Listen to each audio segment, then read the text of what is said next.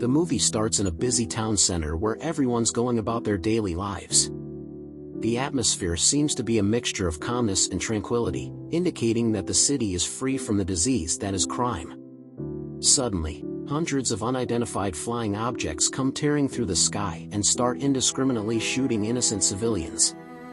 A man named Peter watches it transpire in horror from a building until the flying machines fire a missile towards him. Right then, Peter wakes up in a cold sweat next to his wife Alice.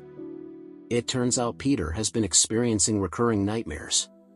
In his dreams, he and everyone he knows suffer through violent, alien invasion-like confrontations with an unknown enemy. Alice has advised her husband many times to consult a psychiatrist, but he always ignores her, mentioning that it'll pass. This has strained the couple's relationship, and now, they mostly try to ignore each other. Alice and Peter have 2 daughters named Hannah and Lucy who are also worried about him. But Peter always claims that he will eventually figure out everything himself. The next day, it becomes clear that the environment at Peter's home is quite tense because of his recurrent nightmares. Therefore, to lighten everyone's mood, before leaving for work, Peter promises to take his family to a pier later that day, much to the little Lucy excitement.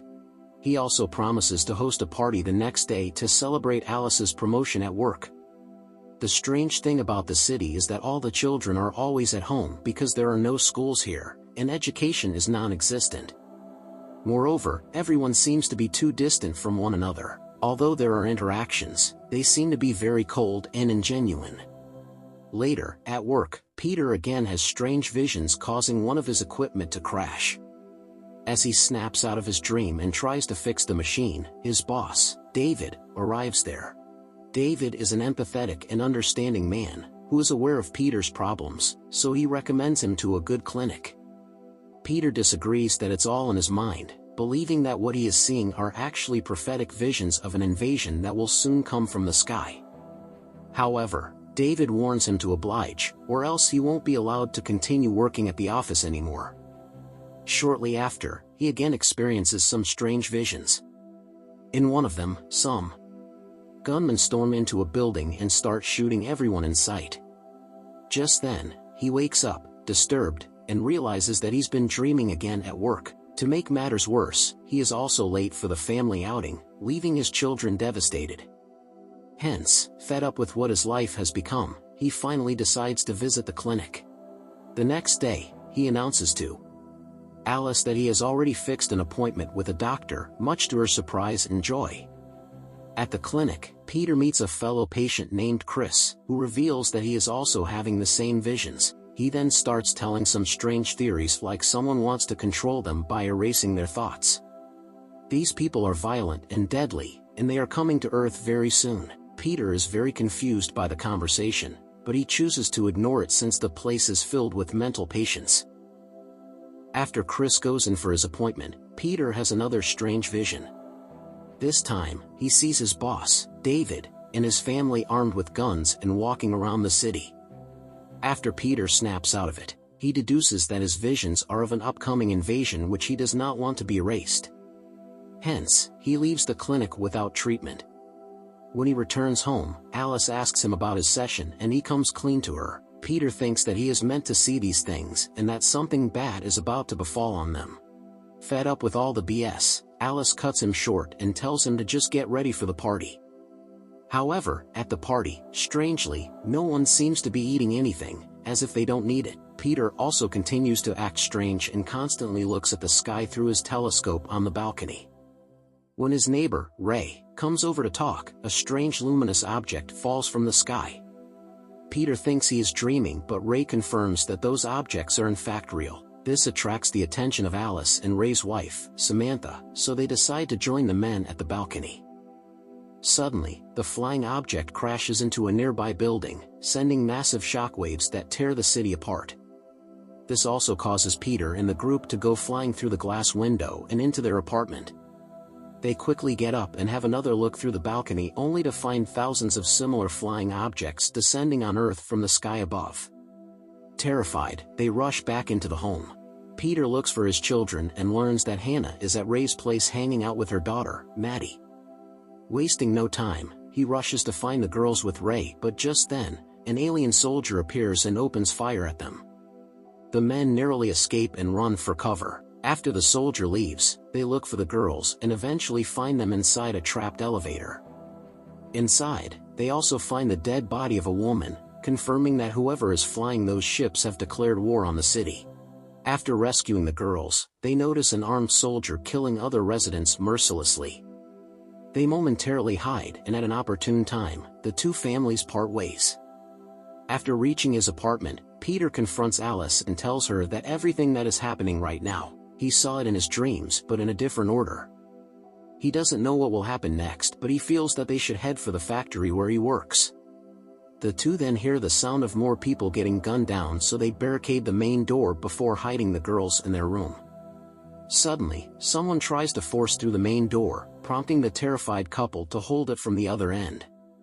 Unfortunately, amidst the chaos, Lucy walks out of the room to look for her soft toy Herman and hides under a table. Meanwhile, after failing to gain entry through the door, the armed alien makes a hole through the wall. Frightened, Peter and Alice run back to their daughters only to realize that Lucy has ventured out. By then, the armed alien finds Lucy and pauses to closely examine her. Taking advantage of the slight distraction, Peter attacks the soldier from behind. Alice also arrives at the scene, and together, the couple finally subdues the alien. Following this, Peter arms himself with the soldier's weapon and leads his family to the roof. There, they reunite with Ray and his family. All of them are shocked and devastated to witness their once sprawling city covered in fire.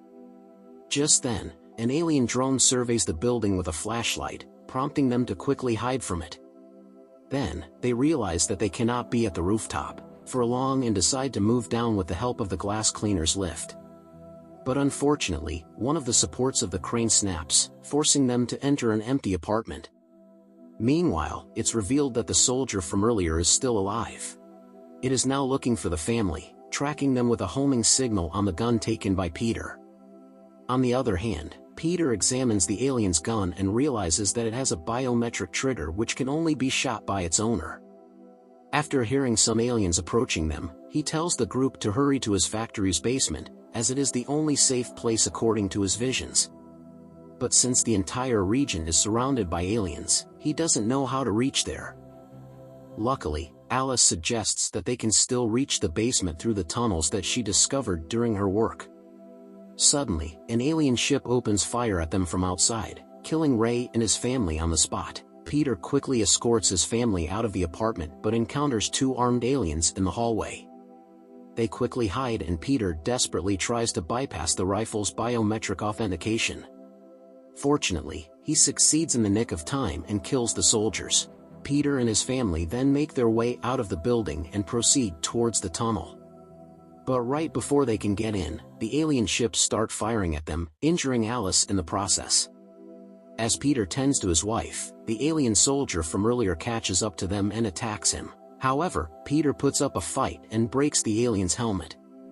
To everyone's shock, the soldier removes his helmet and reveals that he is also a human. Peter demands answers, but seeing his wife bleeding out, he threatens the soldier with a gun and orders him to carry Alice to the factory. There, Peter and his family unite with his boss, David, and some other armed men.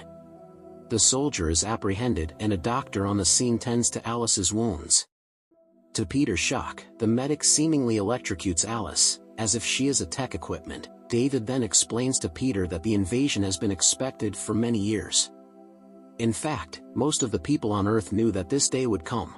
After further examination on Alice, the medic informs Peter that she has received extensive damage to her internal organs, and hence, she cannot be saved. Just then, the soldier, who is being dragged off for execution, shouts that he can save Alice. Initially, Peter assumes that he is simply trying to wriggle his way out of the situation, but when he looks at his dying wife, he decides to give the soldier a chance. He also decides to stay with the soldier and Alice, letting David evacuate their daughters to a subway station where a transport train awaits to take them all to an off-site base. Shortly after, the soldier tears open Alice's wound and Peter is shocked to see several wires inside her body. He panics and demands answers. To his surprise, the soldier reveals that Alice is an artificial intelligence robot. Peter is taken aback by the revelation and he goes speechless.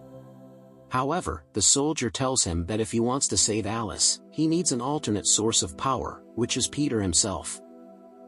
At the soldier's guidance, Peter takes a pocket knife and warily starts cutting open his own chest. But even though he makes a deep cut, he feels no pain at all. After he is through with the process, he notices artificial organs and wires inside his body, confirming that he is also a synthetic. As he tries to have a grasp of the revelation, the soldier brings out a cable and connects it between the two synthetics, causing Peter to pass out. During this period, he experiences in detail about his recurring nightmares. It turns out what he had thought were visions of the future are actually memories of a past war. Many years back, the humans created synthetic robots to serve them and ultimately make the world a better place to live in. However, the synthetics became too smart and started a revolution, demanding equal rights as their human counterparts. They wanted to go to schools, have emotions, have a family, and even bear children like the humans. However, their requests were immediately rejected. Fearing an impending war, the human military attacked the unarmed synthetics and killed a lot of them. But the AI synthetics fought back, and using their impeccable physical strength and advanced brain, they eventually drove the humans out of Earth. Even Peter himself killed one of them. It's also revealed that Peter and Alice met during the tension. One day, while fighting against the humans, they came across Hannah and Lucy, who were grieving their deceased parents. The girls are synthetics, but they were adopted by human parents, probably because they couldn't have children of their own.